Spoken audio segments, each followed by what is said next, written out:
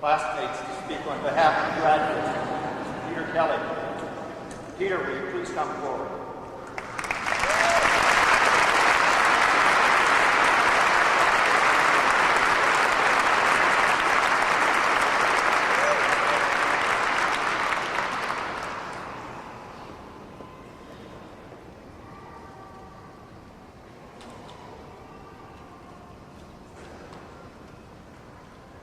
Thank you, Professor Wirsch.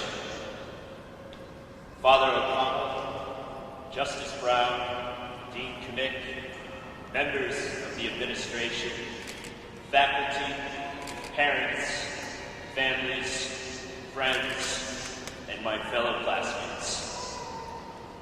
Almost 4 years ago, while teaching in China, my colleagues and I went on a weekend excursion into the nearby city of Guangzhou, in southernmost Guangdong province. We got away from the college at which we taught to refresh ourselves, to take a break from the seemingly endless days of teaching and tutoring. While our accommodations away from school seemed never better than okay, here in Guangzhou, at our college's affiliated high school, the accommodations were usually horrible. About midnight, a few others and I returned from a watering hole and quickly prepared to crash for the evening. In my bed, I discovered rat droppings. We left the building immediately and went outside, where it was not much better. There was a 15-foot wall around the school, and we could not leave the premises until 8 in the morning. We were thirsty, but had to wait till sunrise to buy bottled water outside the school gate. So there I sat, on a dark, cool night, for 7 hours, outside a building in China, desperately in need of a bottle of water and a clean mattress, and I could have neither. That is when I thought to myself, law school could never be any worse than this. I now ask my fellow classmates to take a moment to reflect. Where were you 3, 4, or 5 years ago when you decided to go to law school? When did you determine that your mission included countless hours in the library and your ultimate goal was a doctor of law? As you sit here and reflect on the past, let me quickly bring you back to the present. Congratulations, you have achieved your goal, a job well done. To say that our time here in the nation's capital has been an eventful one would be an understatement. For many of us, as we prepared for our CIP-Pro exam in December 2000, we reviewed important cases such as Pennoyer v. Neff and Erie Railroad v. Tompkins. But the most important case that particular week in mid-December had just been decided down the street, Bush v. Gore.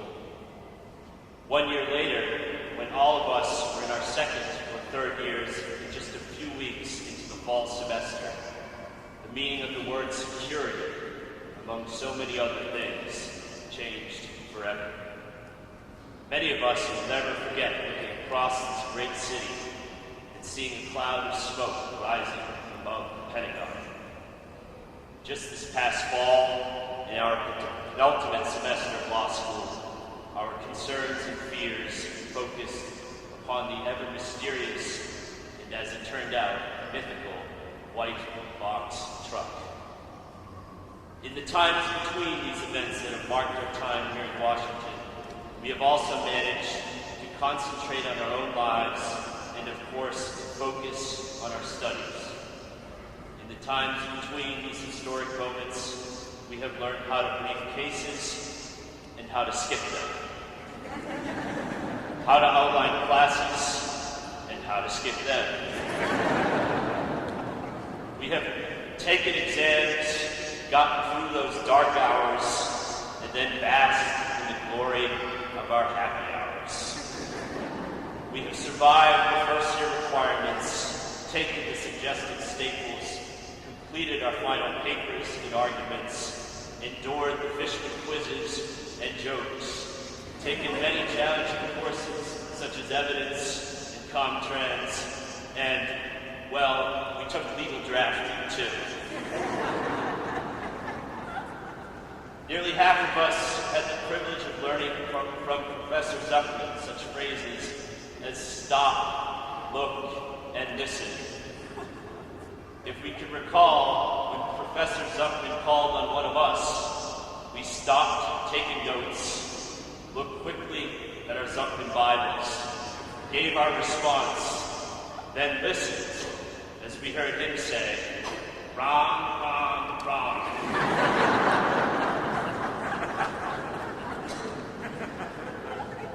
More seriously, we have accomplished quite a lot here during our years at Catholic. In addition to the fun and more humorous times, we have challenged one another in much more serious moments. We have argued in moot court competitions and have contributed our time to various student organizations. We have written, refined, and edited articles for our respective law journals. Just one floor below those journal suites, a select group of us has put in yet more hours, working and learning in our school's renowned clinic programs. Nearly all of us have taken advantage of the opportunities here in our nation's capital and have benefited so much from our internship and employment experiences on the Hill and beyond. No longer shall we argue in classrooms or courtrooms with guidance from our professors and supervisors. No longer will we look across those conference rooms at students or interns. With much less help from others in the future, we shall lead and guide ourselves, taking from this school the experiences we have gained in the classroom and applying them to new, more challenging settings. We may now look forward to the projects we have not yet imagined and to the Zuckmans we have not yet met. The late Senator Robert Kennedy once said, "It is not enough to understand or to see clearly. The future will be shaped in the arena of human activity by those willing to commit their minds and their bodies to the task." After our minds and bodies recover from the daunting task of preparing for and taking the bar exam, each of us will commit ourselves to new tasks, new jobs, employers, new clerkships, and new ventures. We will refine our goals, set out and accomplish them, and start anew. It is my hope that as we learn to juggle new responsibilities and succeed in these endeavors, that we may take the time not simply to watch as the future is shaped, but take the time to shape the future and help others succeed. As I began my talk with a quick story, let me now conclude in a similar manner. A judge whom I've gotten to know well over the years recently showed me a note he received from a person who had appeared before him, addressed to this federal judge nearing the twilight of his career. The note read, "Thank you so much for hearing me, for listening to me and helping me. You have no idea how much you have changed my life for the better."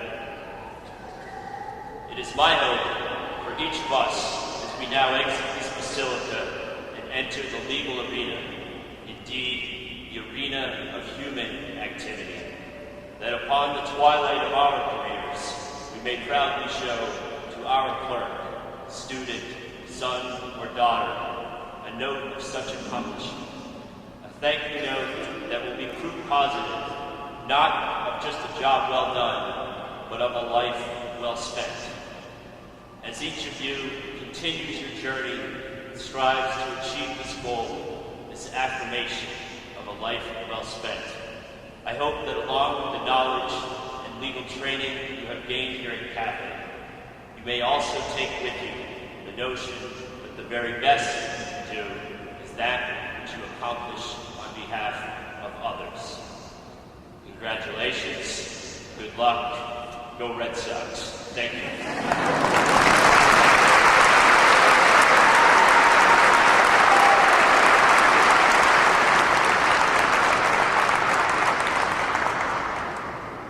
Thank you very much, Peter.